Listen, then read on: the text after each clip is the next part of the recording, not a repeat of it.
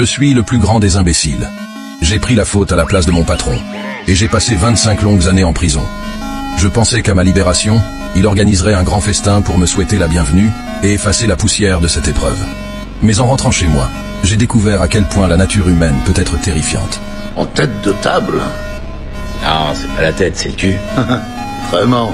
J'étais autrefois le second dans le gang, mais ma place avait depuis longtemps été prise par le fils du patron.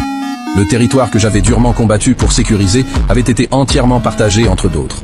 Même d'anciens larbins qui me ciraient les chaussures sont devenus chefs de section. Passé 25 ans au trou pour sauver les miches de ton père et les tiennes au passage. Je misais sur une compensation, sous une forme quelconque, parce que t'as peur qu'on prenne pas soin de toi.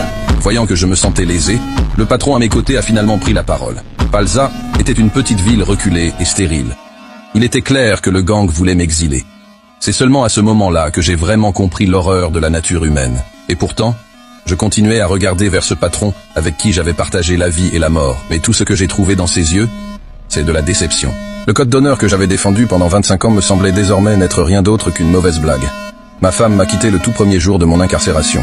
Quant à ma fille, je ne lui ai pas parlé depuis 18 ans, parce qu'elle me déteste. Et maintenant, tu oses me dire en face qu'après tout ce que j'ai subi pour toi, après tout ce que j'ai perdu, après tout ce que j'ai fait pour cette famille, votre famille, putain, y a rien pour moi. Hey! Et certaines personnes ne comprennent tout simplement pas les règles et osent encore me pointer du doigt. Elles devraient savoir que, quand je me forgeais un nom et une réputation, lui portait encore des couches. Je me suis servi de mon poing pour lui donner une leçon sévère. À cet instant, j'acceptais la réalité. Face à ces gens sans cœur et ingrats, il n'y avait plus rien à dire. Et alors, ce n'est que Tulsa après tout. À 75 ans, c'est l'âge parfait pour connaître une percée. Qu'y a-t-il à craindre à repartir de zéro?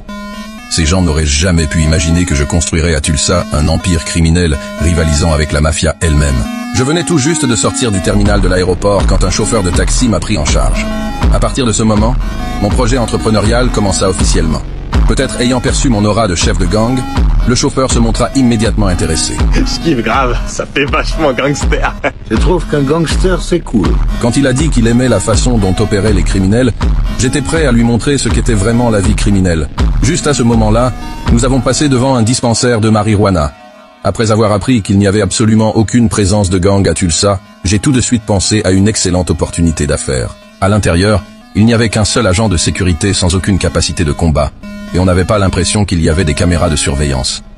La réceptionniste était très frêle, et ne semblait pas très brillante non plus. Si quelqu'un voulait braquer cet endroit, ce serait bien trop facile. Je lui ai dit d'appeler le propriétaire, mais l'employé n'a pas osé quitter son poste. L'agent de sécurité, entendant le remue-ménage, s'est approché et m'a dit de partir immédiatement. Face à moi, ce vieil homme aux cheveux gris pensait pouvoir gérer la situation facilement, sans savoir quel genre d'existence il venait de provoquer. J'ai attrapé le thermos du conducteur et l'ai fracassé directement sur sa tête. Il semble que les poings soient la vérité ultime. Peu de temps après, le propriétaire est sorti. Il pensait qu'il s'agissait d'un cambriolage. Mais contre toute attente, je voulais juste voir son registre de transactions. Cela l'a amené à soupçonner que je pourrais venir du fisc. Vous travaillez pour le gouvernement? J'ai mis ton vigile KO, hors circuit. Et tu crois que je suis du fisc? Cependant, ce à quoi je ne m'attendais pas, c'était que les profits de cette petite boutique étaient assez importants. Le problème, c'est que le propriétaire disait qu'il gardait tout l'argent à la banque. Cela m'a un peu déplu. Tu mets de l'argent sale à la banque. Tu crois que ce vieux bonhomme est facile à berner? Après ma petite leçon, le propriétaire n'a pas eu d'autre choix que d'ouvrir le coffre. Contre toute attente, il y avait bel et bien 5 millions de dollars à l'intérieur. Mon geste a stupéfié le propriétaire. Je n'en ai pris qu'une petite partie, et j'ai déclaré que, désormais, je prendrais seulement 20% chaque semaine. En échange, je garantissais que sa boutique ne serait inquiétée par aucun gang. C'est bon, marché conclu. Est-ce que j'ai le choix?